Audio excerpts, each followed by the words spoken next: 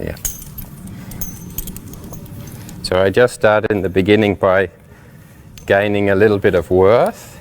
So before I start to work with them, they have to have a little bit of an understanding first about my space, where my space is, and of course where hers is, and that I'm going to relieve her of all these other jobs of wondering why she's here, what do I have to do, what are they going to ask of me, are they going to try to ride me, am I going to be put in situations where I'm going to be insecure, and then I relieve her of all those things by just getting her to think of one thing, and that's really to measure the distance between me and her. So I'm just really aware of where my space is, and then I give her some sound advice about just where not to be. So I never tell her where to be, I just tell her where not to be, so that from the beginning she feels from me immediately that I'm going to make her feel comfortable. So if she starts to think where she might be able to put herself, that she manages herself, then that's going to end up being quite a good feeling for her. Because of course when she comes into a new environment with no knowledge about what to do, the first piece of security you can give her is to let her know that she can find a position of rest herself and be in self-control and not have to worry about all the 20, 30, 40 other things she's thinking about. When the mare came in, she was of course very anxious and very uptight and dancing around and asking a lot of questions in her mind of what am I doing here, is this a riding thing again?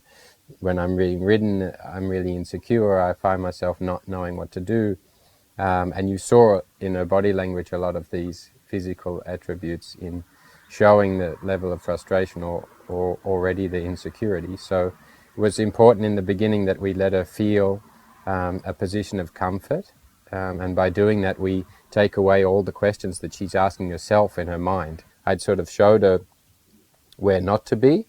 She put herself immediately back into a position of rest. When she found this position of rest, she already had this feeling of accomplishment that, oh, in this situation and in this environment I knew where to put myself, and immediately you find that relaxation point. So, and then when she has that little bit of understanding, we start to move it.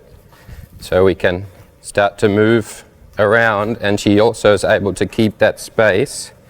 So here again, I'm just letting her know when she's in the wrong place. When she finds the position of rest, my body language is low. Then I'm really telling her this is not a good place to be. You have to be smart about where you're going to put yourself. And this first lesson in the beginning is really teaching her that concept of try to stay conscious and really clear of mind so you can make good decisions about where you put yourself. So the more things we ask you, and that's the one thing you have to think about.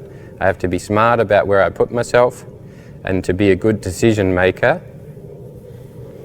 Because if she starts to make good decisions, one, she gets more easy, of course, for us, but also for herself. And she also gets empowered by that.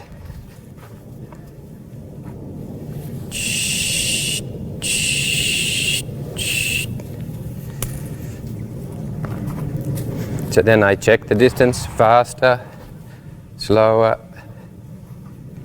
faster.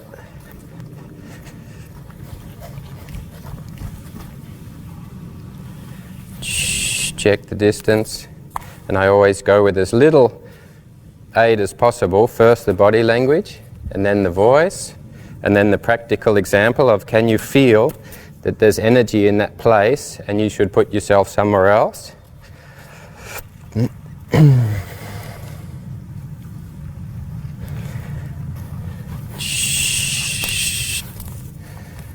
Good. And then to put the urgency or the strictness of her measuring the distance, I just speed up the correction. So if I needed to think sharper, I just let her know quicker where she shouldn't be.